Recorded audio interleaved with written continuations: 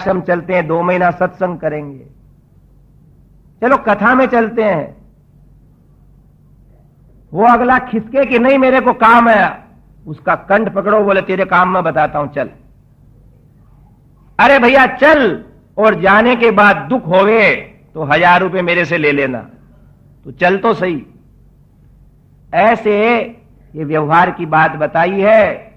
यहां विश्वामित्र जी से वशिष्ठ जी ने पूछा कि आपका राजकोष कैसा है। विश्वामित्र ने कहा मेरे यहां सब आनंद है। क्षत्रियों को यह पूछना भी चाहिए, क्षत्रिय समाज को, कि आपका घर बार, आपका राजकोष, आपकी सेना, आपके सैनिक प्रसन्न है ना। क्योंकि देखो, शक्ति और भक्ति दोनों के बिना राज राष्ट्र सुरक्षित नहीं है। भक्ति से मनुष्य का स्वभाव अच्छा रहता है, लोग एक दूसरे को खाते नहीं हैं, और शक्ति रहने से दूसरे कोई खाने वाले आवे उनका मुंह तोड़ दिया जाता है। अतः भक्ति और शक्ति दोनों चाहिए। क्षत्रियों को यही बातें पूछना चाहिए। दोनों ने, राजा और ऋषि ने बातें की, और बातें करने के बाद एक महान कर्तव्य था, वो वशिष्ठ जी को प्रेरणा देने लगा। सर्वस्याभ्यागतो गुरुः गुरुरग्निर्द्विजाति नाम। हमारे भारतीय शास्त्रों में कहा है कि ब्राह्मण का गुरु कौन है? अग्निदेव है। ज्योति स्वरूप है ये अग्नि हो। आराधना है ईश्वर की, अग्नि जला करके वेद के मंत्रों से हवन करता रहे। अनभ्यासाच्य वेदानाम, शास्त्रों में कहा है कि ब्राह्मण की मृत्यु इसलिए होती है कि वो वेद का अभ्यास छोड़ देता है। वेद परायण होवे, हवन यज्ञ परायण होवे, ये ब्राह्मण का कर्तव्य है। गुरु अग्निर्द्विजाति नाम वर्णानाम ब्राह्मणो गुरु। और हर एक वर्ग के लोगों के लिए ब्राह्मण गुरु है। ब्राह्मण को देखते से ही अभिवादन प्रणाम करना मनुष्यों का कर्तव्य है। लोग कहते हैं कि आजकल वैसे ब्राह्मण हैं क्या? अरे जैसे भी हैं तो सही ना। अभी तुम भी वैसे हो क्या? एक गांव में एक ठाकुर साहब बैठे थे, एक ब्राह्मण से कहा कि महाराज, हां, अगस्त्य ऋषि समुद्र को पी गए, तुम एक घड़ा पानी पी जाओ। लो घड़ा। तो ब्राह्मण ने कहा भाई आप ठाकुर साहब हो, सूर्य वंश के हो, सूर्य वंश के भगवान राम ने समुद्र के ऊपर पुल बांध दिया, तुम एक पत्थर तो तेरा दो। बोले महाराज वो तो राम जी थे। बोले वो अगस्त्य थे। उस समय वैसे थे, इस समय ऐसे हैं, आज भी काम के हैं। गुरुरग्निर्द्विजाति नाम वर्णानाम ब्राह्मणो गुरुहु। ब्राह्मण के हाथ जोड़ते रहो, उनसे आशीर्वाद लेते रहो मन से, खाली ऐसा ढोंग नहीं। और कई बार क्या मजाक कर लेते हैं किसी चीज की। एक दिन क्या हुआ, एक तरफ से इधर एक ब्राह्मण जा रहे थे, एक तरफ से सेठ जी आ रहे थे। वो जा रहे हैं, वो आ रहे हैं। उधर से सेठ जी ने कहा महाराज प्रणाम। तो महाराज ने कहा सेठ खुश रहो। अब क्या है, दोनों के साथ एक एक साथी थे। पंडित जी के पास भी सामान उठाने वाला एक नौकर था, और सेठ जी के पास भी एक नौकर था। सेठ जी क्या कहते हैं अपने नौकर से कि देख, न तो मैं झुका, न हाथ जोड़े, और मैंने प्रणाम करके महाराज से आशीर्वाद ले लिया। उधर महाराज अपने साथ वाले से क्या कह रहे हैं कि सेठ ने भी हल्ला किया और अपन ने भी हल्ला कर दिया है। श्रीमन नारायण भगवान की है। ये तो है ना, एक मजाक है। प्रणाम करने में गदगदता होना चाहिए, त्वरा होना चाहिए। मालूम है, छोटा बच्चा मां को देखते हुए सब छोड़ करके मां की तरफ ऐसे लपकता है, मां उसको ऊपर का ऊपर उठा करके गले लगा लेती है। उसको कहते हैं प्रेम स्नेह है। ऐसे ही पूज्य पुरुष को देखते से ही सारा सामान एक तरफ रख दे आदमी और गदगद होके कहे कि आज क्या सौभाग्य कि आपके दर्शन हो गए। अगले व्यक्ति को देना पड़ेगा आशीर्वाद। क्या करेगा ब्राह्मण, नहीं तो अपनी पूंजी का। एक यही ऐसी जात है आज भी, इसको हाथ जोड़ करके आप आगे बढ़ जाओगे तो मन मन में कहेगी कृष्णाय वासुदेवाय हरये परमात्मने प्रणत क्लेश नाशाय गोविंदाय नमो नमः। हे भगवान, इसका भला करना, तुम इसके विघ्न दूर करना। आज भी है हो। भगवान राम ने तो कहा है कि विप्र प्रसादात धरणी धरोहम, विप्र प्रसादात कमलावरोहम, विप्र प्रसादात अजितो जितोहम, विप्र प्रसादात मम राम नाम। नमो ब्रह्मण्य देवाय गो ब्राह्मण हिताय च जगद्धिताय कृष्णाय गोविंदाय नमो नमः। अपने संचित तप रूपी पूंजी में से लोक कल्याण के लिए अर्पित करने वाली ये ब्राह्मण जाति सबकी गुरु है। और आगे क्या कहा है, पतिरेको गुरु स्त्रीणाम। स्त्रियां एक सिद्धांत रखें कि हमारे पति हमारे ऊपर प्रसन्न रहें, ऐसे उनके अनुकूल चलना। वो नाराज हैं तो नाराज, मेरे को क्या लेना देना, वो तो नाराज होते ही रहते हैं, कब तक मैं उनको राजी करूं, ऐसा भाव नहीं लाना। ये मूल मंत्र रहे उनके जीवन में, उनके सामने रोज पढ़ती रहे कि पतिरेको गुरु स्त्रीणाम। ठीक है, कोई अत्यंत कर्कश स्वभाव वाला होवे, अत्यंत ही हीन चरित्र वाला होवे, तो उपेक्षा करना शास्त्र नहीं कहता है। फिर भी कदाचित वैसे समय में उपहास हो जावे, पर भले और सामान्यतः समस्त गुणों से युक्त रहने वाले पति का कभी निरादर नहीं करें, नहीं तो किया कराया सब बेकार है। पतिरेको गुरु स्त्रीणाम, वो रोगी है, स्वस्थ है, भोला है, कुछ भी हो, उसके लिए ये नहीं। आजकल कई बार कह देती हैं स्त्रियां, आपको तो कुछ अकल है नहीं। हो तुमको ही अकल है, बहुत जगह है ऐसी बात। उसके पियर के लोग कभी आते हैं, भाई आता है, बोले बहन क्या हालचाल है, भैया क्या कहूं, तेरे बहनों जी में तो अकल है नहीं। और वो सुनता है भाई कि देखो जीजी कितने होशियार हो गई। ऐसा मत कहो,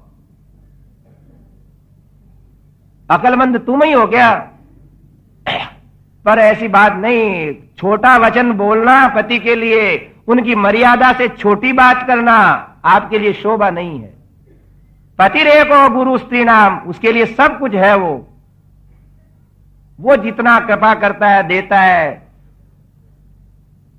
आगे आएगा सुंदरकांड में कि सबसे उत्तम अलंकार है नारी का पति। जब तक वो वर्तमान है तब तक सारे अलंकार उसके लिए विद्यमान है।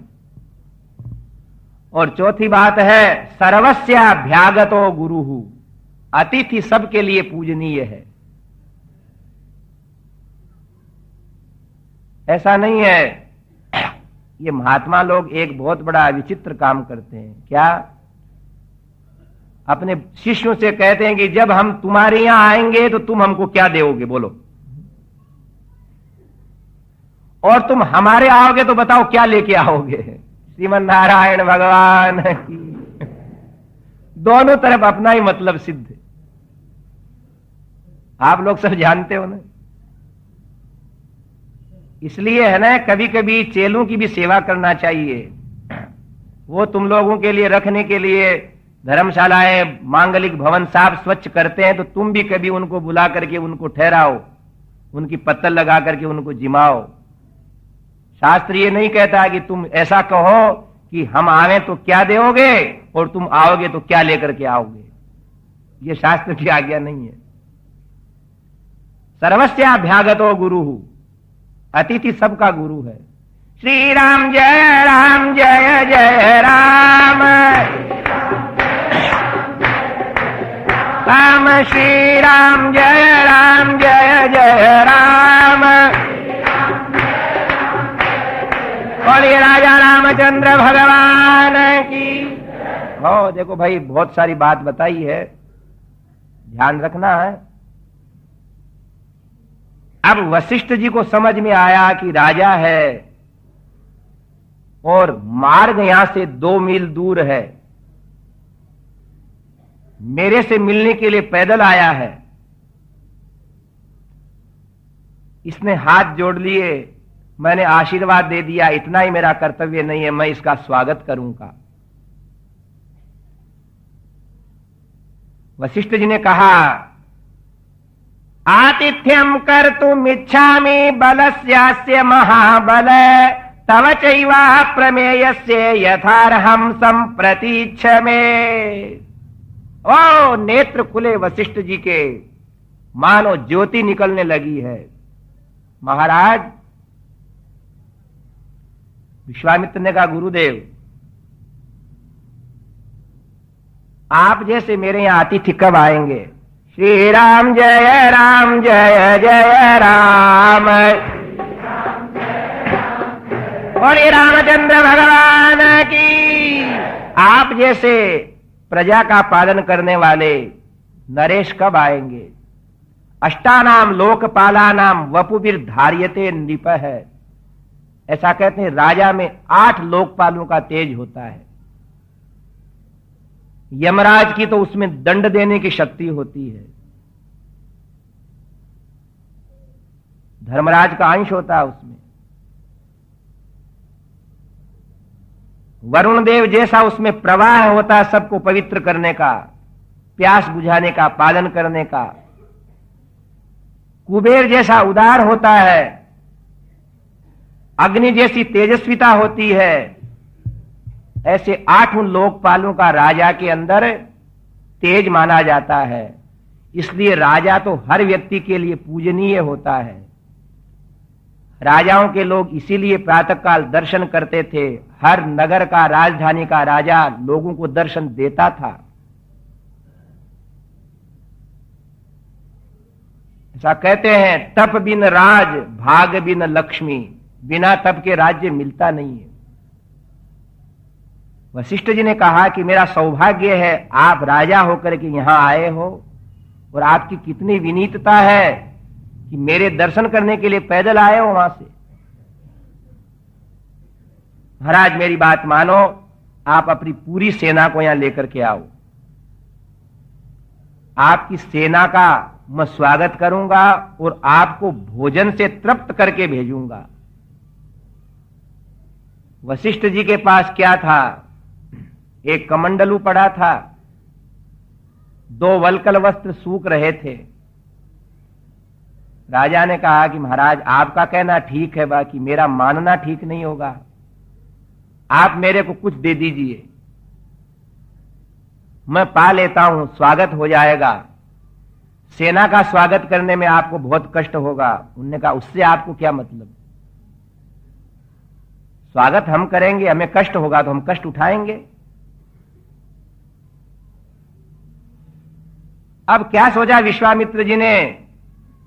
सतानंद कह रहे हैं राम जी को कि देखे महाराज बाबा जी कैसा स्वागत करते हैं। बाढ़मित्येव गाधेयो वसिष्ठम प्रत्युवाच है, यथा प्रियम भगवतस्तथास्तु मुनि पुंगव। अच्छा महाराज जैसी आपकी इच्छा। और यूं कह करके वो तो सेना को लाने के लिए चले गए, और वशिष्ठ जी ने अब अपने कामधेनु को बुलाया। गाय थी जो, एहे ही शबले क्षिप्रम शृणु चापि वचो मम, सबलस्यास्य राजर्षे कर्तुम व्यवसितोऽस्म्यहम्। ए भगवती कामधेनु, तेरे अधीन मेरा सारा जीवन है। मैं यज्ञ करता हूं तो दूध तेरा काम लेता हूं, भोजन करता हूं तो दूध तेरा काम लेता हूं। यदि भगवान नारायण में मेरी निर्मल मति है, तेरा नाम कामधेनु है, सारी इच्छाओं को पूर्ति करने वाली है तू, इसलिए सारे के सारे पदार्थों को तू यहां उपस्थित कर दे। नेत्र बंद किए और हर वृक्ष के नीचे सारे पदार्थ एकत्रित होने लगे। बड़ी बड़ी परातें लड्डू की भरी हुई दिखने लगी। सिद्ध भात की सुगंध आने लगी। विश्वामित्र जी की सेना आ रही थी तो विश्वामित्र जी से कहने लगे, हे राजन, ये सुगंध कहां से आ रही है, हमको जल्दी ले चलो। रसोई की सुगंध हो न आवे जब तक ही ठीक है, नहीं तो बुढ़े दादाजी अपने पोते से पूछते, इधर आ छोरा, इधर आ। वो कहता, दादाजी क्या है? देख, तेरी दादी से और तेरी मां से तो पूछना मत, और जाकर के देख कर क्या रसोई में क्या बन रहा है। वो दादी और मां से पूछूं क्यों नहीं? अरे बोले, तू पूछेगा तो अभी कहेंगे कि बुढ़े को बहुत जल्दी दिखती है इसलिए पूछना मत। बोले अगर वो पूछ ले कि मां दादाजी ने पूछा क्या बन रहा, बोल दे, बोल दो, ठहर जाना थोड़े, बड़ी जल्दी है उनको। बुढ़े का सहारा कोई नहीं, आराम के साथी लाखों है। बुढ़े का सहारा कोई नहीं, इसलिए बुढ़े आदमी भी अकल से काम लेते हैं। छोटे पोते से कहते हैं, जा पूछ क्या सुगंध काय की आ रही है। वो आकर के कहता, दादाजी, ये पोते हो ना, दादाजी से खुश रहते हैं, क्योंकि कभी कभी वो 2-5 पैसे 2-5 रुपए दे देते हैं उनको, वो बात बता देते हैं सब। दादाजी, अरे बोल, धीरे बोल, क्या है? दाल के लड्डू बन रहे हैं। ठीक है। इसलिए वो रसोई की सुगंध के अंदर तृप्त हो जाते हैं। और भैया, सुगंध क्या समझते हो? आदमी बाजार से निकलता और हापुस आम बिकते रहते हैं तो जेब में देखता है पहले कितने पैसे हैं, और भरपूर पैसे होते हैं तो थैली लेकर के जाता है, तो लिफ्ट के अंदर बैठता है तो लिफ्ट चलाने वाला भी देखता है इसके अंदर आम दिखते हैं। सुगंध का क्या पूछते हो? अब तो विश्वामित्र जी के सैनिक कहने लगे, हे राजन, ये सुगंध कहां से आ रही है? और विश्वामित्र जी ने कहा कि तुम मेरे से मत पूछो, मेरे को खुद को सुगंध आ रही है। श्रीमन नारायण भगवान। भोजन, और कोई भोजन बना करके खिलाने वाला होवे। एक बार हमारे महाराज लोगों को जिमा रहे थे तो एक आदमी ने क्या किया, उनके हाथ में से ही दही बड़ा ले लिया। अरे महाराज ने कहा, क्या कर लिया? बोले, स्वामी जी, हाथ धो लो, जूठा है, धुल जाएगा, पर आपके दही बड़े में इतने आनंद की बात है कि आपके हाथ से खाना चाहता हूं। भोजन कराने वाला चाहिए कोई। यूं ही हमारे महाराज कहते हैं, बोले, जल्दी पोवे वो कच्चो खिलावे। वो कामधेनु तो बनाने वाली और वशिष्ठ जी जिमाने वाले, फिर क्या पूछते हो? हृदय से स्वागत करना चाहते थे तो सुगंध फैल गई। प्रेम से जिमाना नहीं कोई चाहता है, तब सुगंध नहीं आती है, तब तो तवा भी खटखट करता है, चिपटा भी बजता है, थाली भी परोसते समय ठह बोलती है। न भोजन में सुगंध है और न जीमने वाले के जीवन में सुगंध है, न जिमाने वालों में सुगंध है। ढंग से बनाओ। अब विश्वामित्र दौड़े दौड़े आए, वशिष्ठ जी के यहां भंडार भरा देखा। जिधर देखें उधर वस्तुएं अनुपम हैं। विश्वामित्र जी ने कहा, महाराज, परोसगारी हम करेंगे। बोले, आप क्यों करोगे? ये महात्मा है ना सब। महात्माओं ने अपने हाथों से पत्तल लगाए, पात्र भरे, सारे सैनिक लोग बैठ गए। विश्वामित्र जी के लिए बड़ा सिंहासन लगा करके बहुत बड़ा एक थाल रख दिया उनके सामने, सब चीजें परोसी। विश्वामित्र जी भोजन करते जा रहे हैं, तृप्त होते जा रहे हैं। 4 तरह के पदार्थ भोज्य, जिनको दांतों से पाया जावे। लड्डू है, मोदयतीति मोदक है, बहुत मीठा होता है लड्डू, इसलिए लोग कहते हैं खा ले लड्डू। एक दिन लड्डू भगवान के पास गया, ठाकुर जी, बोले क्या है? मेरे को लोग खाते ही खाते हैं। बोले भग जा, नहीं मैं ही खा जाऊंगा। जल्दी जा तू यहां से। विश्वामित्र जी के सामने लड्डू दिखने लगे, विश्वामित्र जी पाने लगे। जिनको धीरे धीरे चबाया जाए उसको भोज्य कहते हैं। धीरे धीरे पाओ, जल्दी मत करो। उसका नाम ही भोज्य है, खाद्य। धीरे धीरे। भगवान ने 32 दांत इसलिए दिए कि 32 बार तो कम से कम चबाओ, और नहीं चबाओगे तो दांतों का काम पेट को करना पड़ेगा, तो बीमार हो जाओगे।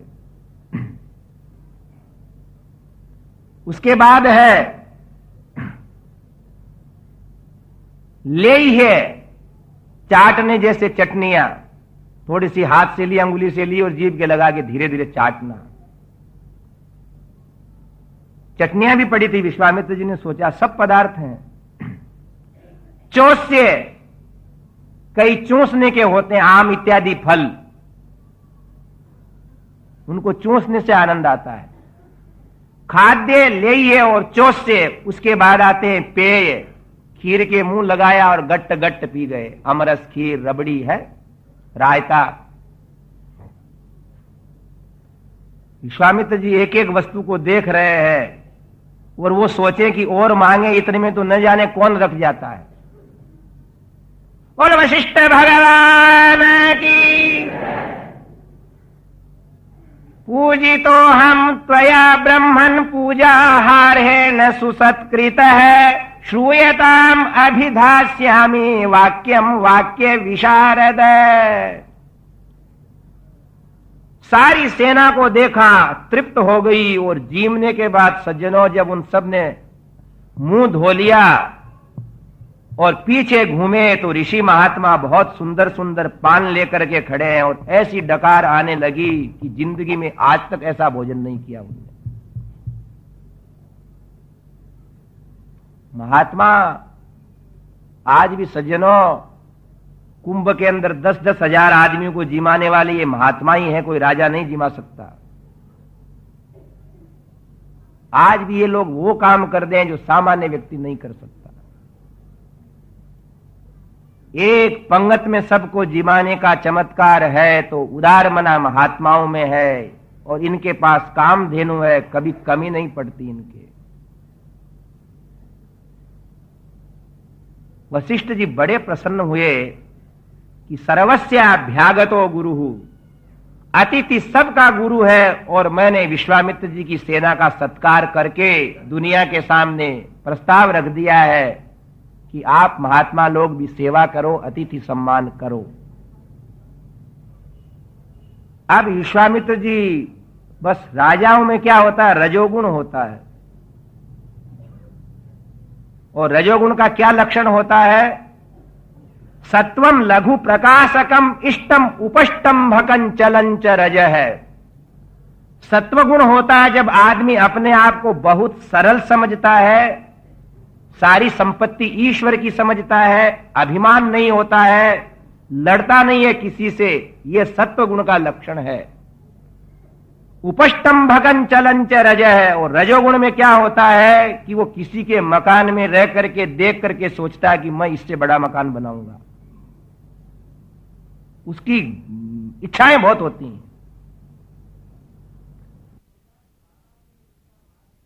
सोचा कि बाबा जी ने इतना माल खिलाया तो कौन से गोदाम से लाए, कौन से बाजार से लाए।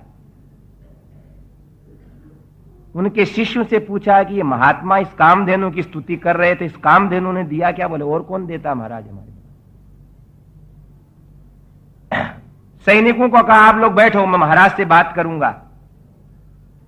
पूजितो हम त्वया ब्रह्मन् पूजार्हेण सुसत्कृत है। श्रूयताम अभिधास्यामि वाक्यम वाक्य विशारद।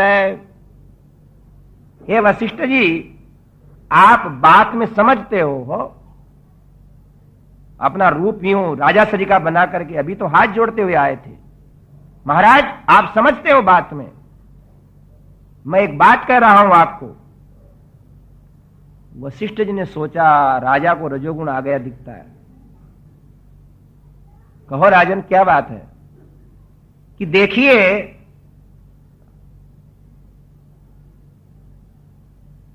गवाम शत सहस्रेण दीयताम शबला मम रत्नम ही भगवन एतद रत्नहारी च पार्थिव है। मैं आपके यहां 1000 गाय बांध देता हूं और ये गाय मेरे को दे दो आप, क्योंकि ये गाय नहीं है, ये रत्न है, रत्न। और रत्न किसी बाबा जी की झोपड़ी में नहीं रहता, वो राजा के यहां रहता है। आज भी मालूम है, आप जब जमीन खरीदते हो तो उसमें लिखा रहता है कि अगर इस जमीन के अंदर कोई सोना, चांदी, लोहा, धातु निकलेगा तो जमीन गवर्नमेंट वापस ले लेगी, आपकी नहीं रहेगी वो। उस समय से नियम था। बोले महाराज ये गाय नहीं है, ये रत्न है और इस रत्न को मैं ले जाऊंगा। तस्मान में शबलाम देही ममईसा धर्म तो द्विजय। और क्या कह दिया कि महाराज ये मेरे को दे दो, 1000 गायें तो मैं केवल आपको राजी करने के लिए दे रहा हूं, अन्यथा ये गाय है मेरी, क्योंकि मैं यहां का राजा और ये गाय यहां की रत्न, वो रत्नहारी च पार्थिव है।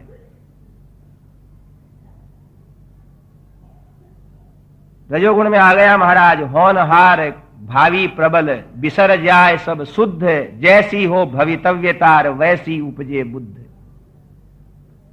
वशिष्ठ जी ने समझाया कि राजन क्या कह रहे हो, 1000 गाय ले लो महाराज, हाथी ले लो, घोड़े ले लो। उनने कहा मैं नहीं देता विश्वामित्र जी, इस गाय को मैंने पुत्री के समान, कन्या के समान पाला है, पोसा है, इसके दूध से मेरा हव्य कव्य सब मिलता है। अतो मूलः क्रिया सर्वा मम राजन संशये बहुना किम प्रलापेन न दास्ये कामदोहिनीम। अरे राजा क्यों हल्ला मचा रहा, नहीं दूंगा। इतना कहा और राजा ने उस गाय की सांकल खोली, रस्सी खोली, ले जाने लगा। क्या करोगे आप महाराज?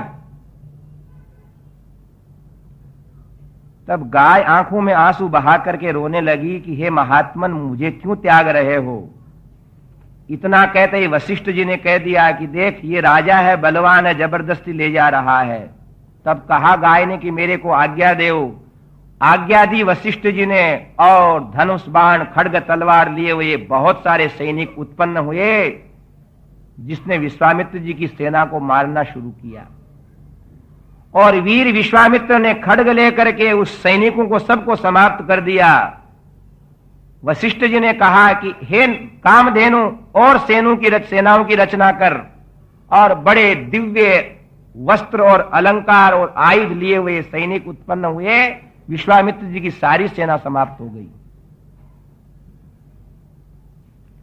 आए थे जीमने हो और झगड़ा कर बैठे। मालकाई बहुत बुरी होती है हो। महात्माओं के यहां प्रसाद लेने जाओ, प्रसाद लेकर के आ जाओ, वहां मालकियत मत करो, नहीं तो देखो यह हालत होती है। अब उसने क्या सोचा विश्वामित्र जी ने कि आगे जाकर के तप करूंगा मैं, और तप करके ऐसी सेना प्राप्त करूंगा, ऐसे आयुध प्राप्त करूंगा कि वशिष्ठ जी को हरा दूंगा।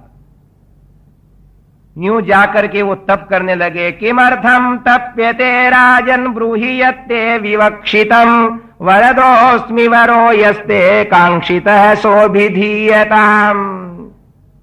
सगत्वा हिमवत् पार्श्वे किन्नरो रगसेवितं महादेव प्रसादार्थं तपस्ते पेय महातपा।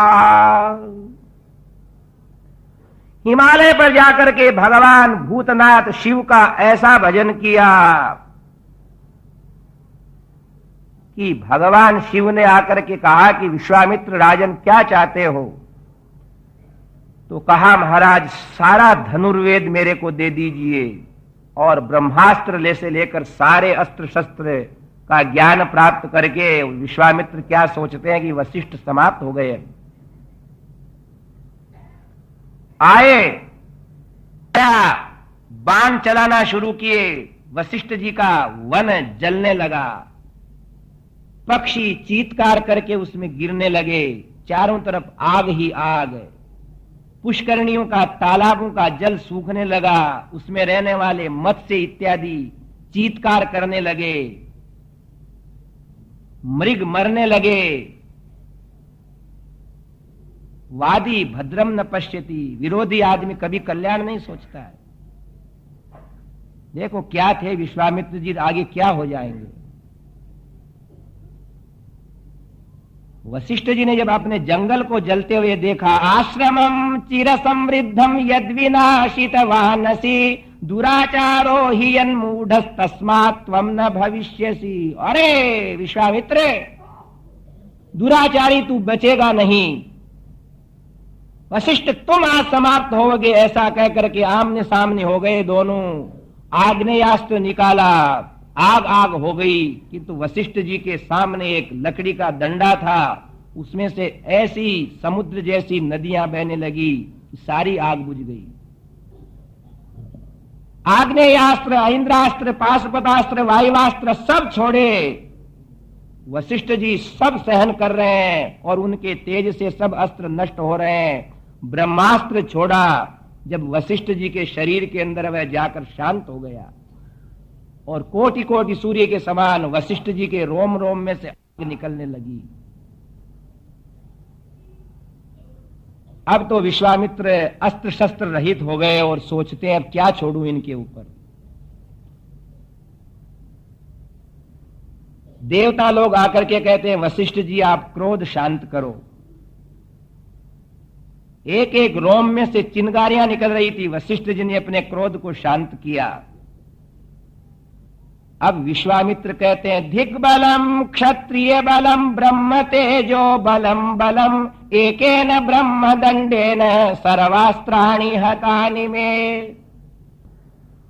कि क्षत्रिय के बल को धिक्कार है, बल है तो ब्रह्म बल है। इस ब्रह्मर्षि ने एक ने मेरे सारे तेज को नष्ट कर दिया, सारे अस्त्रों को नष्ट कर दिया। मूर्तिमान वशिष्ठ को मन में प्रणाम किया कि हे वशिष्ठ जी, मैंने बड़ा अपराध किया है, पर इस अपराध से मैं ये सीखता हूं कि जब तक ब्रह्मर्षि नहीं होऊंगा तब तक मेरे तप को छोड़ूंगा नहीं।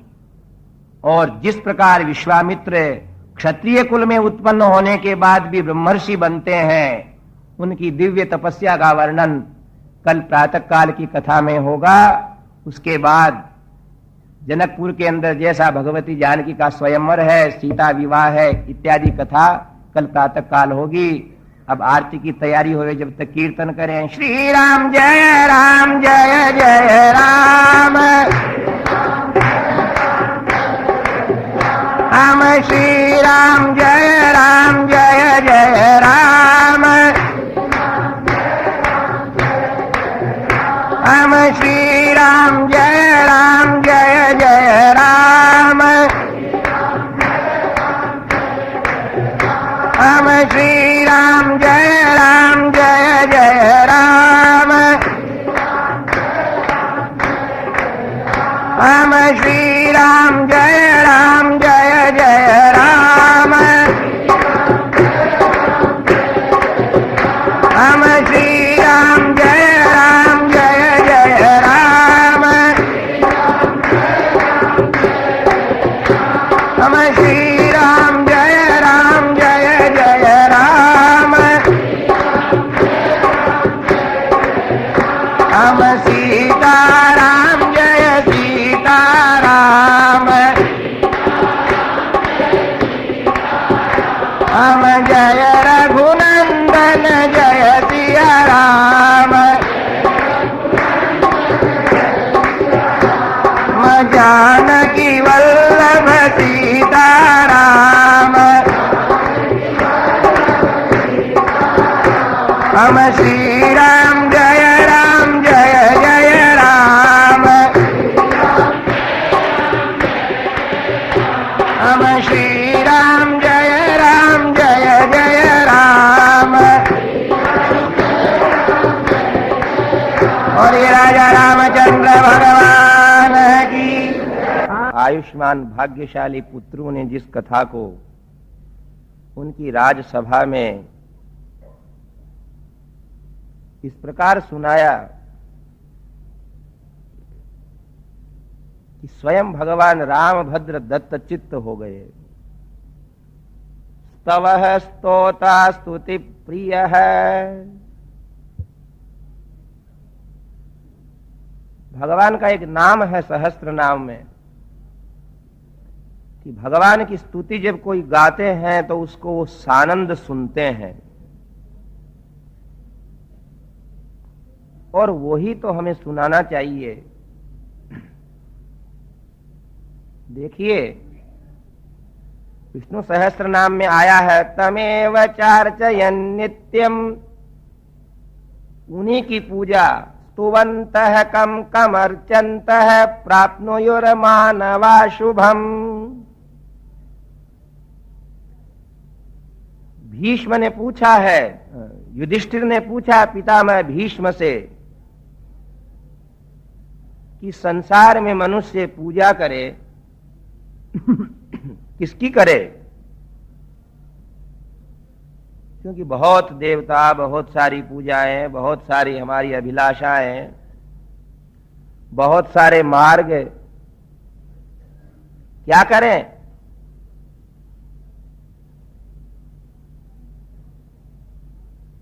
स्तुवन्तः कम कमर्चन्तः प्राप्नुयुर्मानवा शुभम। को धर्मः सर्वधर्माणां भवतः परमो मतः किम जपन मुच्यते जंतुर्जन्म संसार बंधनात्। तो क्या कहा है भीष्म ने? ध्यायन् स्तुवन् नमस्यंश्च यजमानस्तमेव च तमेव चार्चयन् नित्यं भक्त्या पुरुषमव्ययम्। ध्यायन् स्तुवन् नमस्यंश्च यजमानस्तमेव च।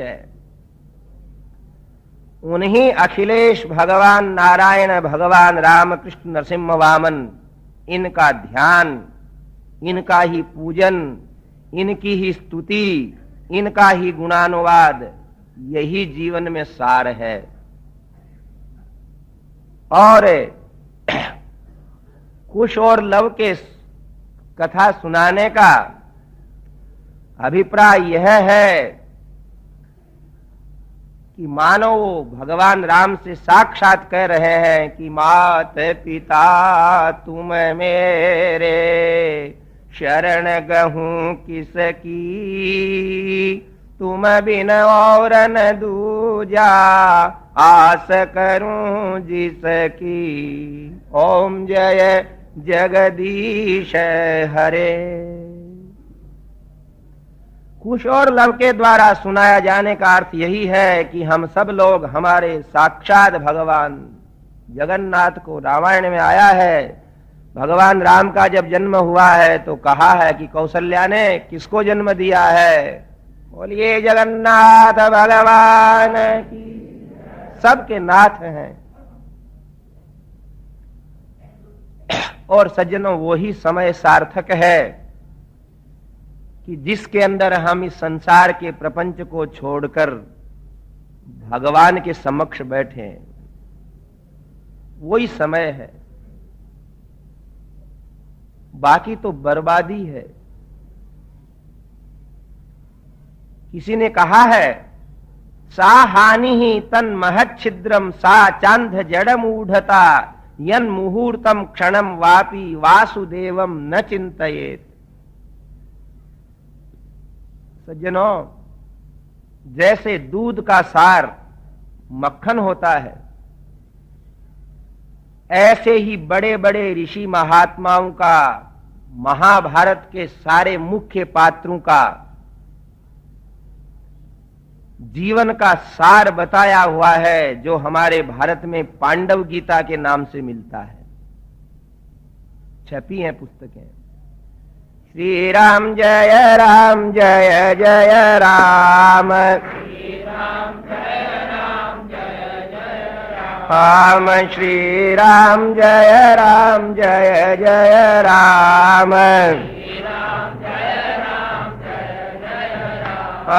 श्री राम जय राम जय जय राम, श्री राम जय राम जय जय राम, राम श्री राम जय जय राम।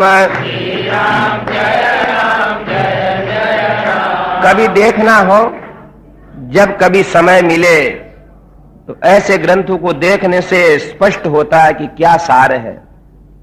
सार क्या है? उमा कहूं मैं अनुभव अपना, सत हरि भजन जगत सब सपना। और सब कुछ सपना ही है। उस पांडव गीता में क्या लिखा है कि सबसे बड़ी हानि क्या है और सबसे बड़ा लाभ क्या है, सबसे बड़ा दोष क्या है, सबसे बड़ा गुण क्या है। तो कहा वो सबसे बड़ी हानि है कि जिस समय हम भगवान से विमुख रहें, और वो ही सबसे बड़ा लाभ है कि हम भगवान को स्मरण करते रहें। यन मुहूर्तम क्षणम वापि वासुदेवम न चिंतयेत। जिस मुहूर्त में, जिस क्षण में भगवान हमारे मस्तिष्क से, नेत्रों से, विचारधाराओं से हट जाते हैं, वो समय व्यर्थ है। वो जीवन पशु का जीवन है, वो जीवन है ही नहीं। आप लोग देखो, यहां आए हो, इस प्रपंच के संसार का बहुत सारा समय निकाल करके यहां आए हो। तो ऐसा मत समझना कि अब क्या करें, सामाजिक काम है, मारवाड़ से आकर यहां बस गए हैं, नहीं भी इकट्ठे होंगे तो शोभा नहीं होगी। ऐसा नहीं है। सबसे बड़ा सुंदर समय ये बीत रहा है। श्री राम जय जय राम। और ये राजा रामचंद्र भगवान की जय। इसलिए आपको सुबह सुबह जरा समझ में आ जाए कि हम क्या कर रहे हैं, इसलिए एक बात सुना रहा हूं। एक गृहस्थ थे जिसके घर में सब तरह के लोग होते हैं, और गृहस्थ में सब तरह के लोग होते हैं, जब भी तो आनंद आता है। कोई हल्ला करने वाला, कोई मीठा बोलने वाला है, कोई हंसाने वाला तो कोई फटकारने वाला। किसी के गुस्से से सब हंसने लग जाए और किसी के गुस्से से सब चुपचाप हो जाए। क्या बात है? बोल ताऊ जी आ रहे हैं, है कि नहीं? ऐसे घर में एक बहुत भली बहू आई हुई थी। सुबह सुबह जब घर में काम हुआ, रोटी बनी, सब जीन के चले गए, सारा काम हो गया, तो अपनी बैठी बैठी गेहूं बीन रही थी। करे तो कर कुछ बंदगी, और भजे तो भजे भगवान। अगर समय है नारी जाति के लिए, तो इसलिए नहीं है कि सो जावे या कुछ भी पढ़ने लग जावे, देखने लग जावे।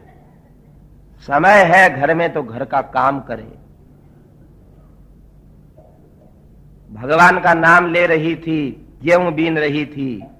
बहुत बड़ा शहर नहीं था, छोटा ही शहर था। सास अंदर सोई थी। एक महात्मा आ गए द्वार पर। बोले बेटी रोटी है क्या? बोले महाराज ऐसा क्यों पूछते हो, है क्या? आपकी दया से क्या नहीं है? तो जिन्हों देने वाला है ना, वो अलग होता है। पवाने वाला, खिलाने वाला अलग होता है। हंस करके उठी, महाराज बड़ा सौभाग्य है, इस दुनिया के लोगों को जिमाते जिमाते तो जीवन व्यतीत हो रहा है, आप महात्माओं को भोजन का कब अवसर है, बैठिए आप। और कुछ रखी हुई रोटी उनको भोजन दे दिया, पानी पी लिया, प्रसाद पा लिया। महात्मा ने पूछा भाई तुम्हारी उम्र क्या है? बोले महाराज 20 वर्ष की।